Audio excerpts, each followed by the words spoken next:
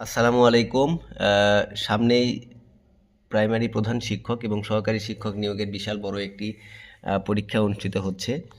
আমরা কিছু গুরুত্বপূর্ণ প্রশ্ন আলোচনা করব। এটা একান্তই আমার ব্যক্তিগত নোট থেকে অনেক অ্যানালাইসিস করার পর এই প্রশ্নগুলি সংগ্রহ করা হয়েছে। আপনারা প্রশ্নগুলি দেখবেন, ইনশাআল্লাহ এখান থেকে আপনারা কমন পেতে পারেন। আমি নিয়মিত ধারাবাহিকভাবে আলোচনা করব। গুরুত্বপূর্ণ এই প্রশ্নগুলো অবশ্যই দেখবেন। ভিডিওটি একটু বড় হতে পারে, কিন্তু যারা পড়াশোনা করছেন তারা অবশ্যই সময় দিয়ে ভিডিওগুলো দেখবেন আপনার অনেক উপকার হচ্ছে। আচ্ছা, গ্লোবাল ভিলেজ ধারণাটি উপস্থাপন করেন ম্যাকলুহান।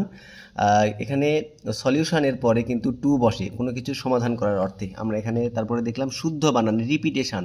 বানানগুলো আপনি কিভাবে পড়বেন, আপনাকে টেকনিক অনুসারে পড়তে হবে। রিপি এভাবে পড়বেন, REPE, এবং আলাদা আলাদা করে পড়বেন, তাহলে ভুল হওয়ার সম্ভাবনা কম থাকবে। REPETITION।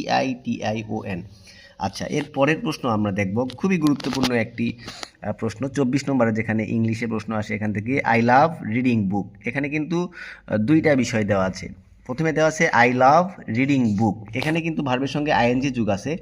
এরপরে অ্যান্ড দ্বারা আলাদা হওয়া এই লাইনটাতে পরে কিন্তু আরও একটি ভার্ব আছে এবং উভয়ের সাথে আইএনজি যোগ। তার মানে এই শূন্যস্থানে প্লেয়িং বসবে। I love reading book and playing football. অর্থাৎ আন্তর্জাতিক ওজন দিবস, এটা কিন্তু বিশেষ বিসিএসে 48তম বিশেষ বিসিএসে আসছিল এই প্রশ্নটি। এটা হবে আন্তর্জাতিক ওজন দিবস 16 সেপ্টেম্বর। আমরা এটা বহুল আলোচিত একটি প্রশ্ন, সব জায়গাতেই এই প্রশ্নটা এসে থাকে যে সাধু ও চলিত ভাষার মূল পার্থক্য যে জায়গাতে আমরা পাই ক্রিয়া এবং সর্বনাম পদে। এর পরের প্রশ্ন আমরা রেখেছি বাংলা আদিবাসীগণ কোন ভাষাভাষীর ছিলেন, সেটা হবে যে অস্ট্রিক ভাষাভাষীর ছিলেন। ধ্বনিতত্ত্ব আর শব্দতত্ত্ব এই দুইটা মিলে কিন্তু হয় বাক্যতত্ত্ব। বর্গের, আমরা যে বাংলা বর্গমালা, যে বর্ণমালায় বর্গ আছে যে ক, খ, গ, ঘ, ঞ, অ, এখানে 1 আর 3 মানে ক আর গ, এই তিনটা হবে অল্প প্রাণ, যথা ক আর গ আমি এখানে দেখিয়েছি। এবং যদি প্রশ্ন আসে এরকম করে, বর্গের 1 এবং 2 এই দুইটা কিন্তু অঘোষ ধ্বনি। আর পরের ক্ষেত্রে 30 নম্বর প্রশ্নে আমরা রেখেছি বর্গের 2 4 মহাপ্রাণ। 2 4 বলতে আমরা খ এবং ঘ বুঝিয়েছি। এবং যদি এরকম প্রশ্ন আসে যে 3 4 হচ্ছে অঘোষ ধ্বনি, তার মানে ক খ, গ ঘ হবে হচ্ছে ঘোষ ধ্বনি। মানে এখান থেকে আপনারা অবশ্যই এটাকে ক্লিয়ার করে পড়বেন। 1 + 3 অল্প প্রাণ, 1 + 2 অঘোষ ধ্বনি। আবার দেখেন বর্গের 2 + 4 মহাপ্রাণ এবং 3 + 4 হচ্ছে ঘোষ ধ্বনি। এটা যেন আপনাদের উল্টাপাল্টা না হয়, খুব মনোযোগ সহকারে এখান থেকে প্রশ্ন দেখবেন। প্রাইমারিতে এখান থেকে বারবার প্রশ্ন আসে, নিবন্ধনে বারবার প্রশ্ন আসে, এবারও আসার সম্ভাবনা আছে ইনশাআল্লাহ। আচ্ছা, নিম্ন বৃত্ত স্বরধ্বনি, নিম্ন বিবৃত স্বরধ্বনি হবে সরিয়া।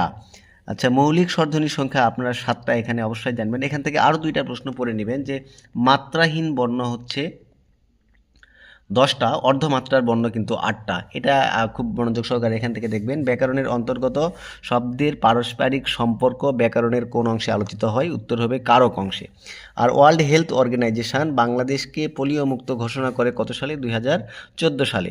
এর পরের প্রশ্ন আমরা দেখব অব্যয়ীভাব সমাস নিয়ে উদাহরণ দেওয়া যায় ব্যাকরণের কোন অংশে। একটা প্রশ্ন এসেছিল বিসিএসে, সর্বশেষ বিসিএসে। এই প্রশ্নের উত্তর হবে কিন্তু উপসর্গে। উপসর্গগুলোকে অব্যয়ীভাব সমাসের উদাহরণ হিসাবে ব্যবহার করা যায়, এটাই হচ্ছে এই প্রশ্নের মূল কথা।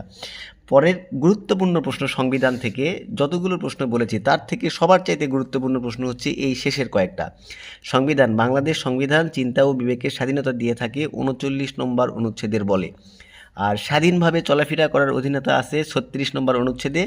সমাবেশের স্বাধীনতা থাকবে 37 নম্বর অনুচ্ছেদে। সংগঠন করার স্বাধীনতা থাকবে 38 নম্বর অনুচ্ছেদে। সর্বশেষ আমরা 40 নম্বর প্রশ্ন রেখেছি, ধর্মীয় স্বাধীনতা থাকবে 41 নম্বর অনুচ্ছেদে।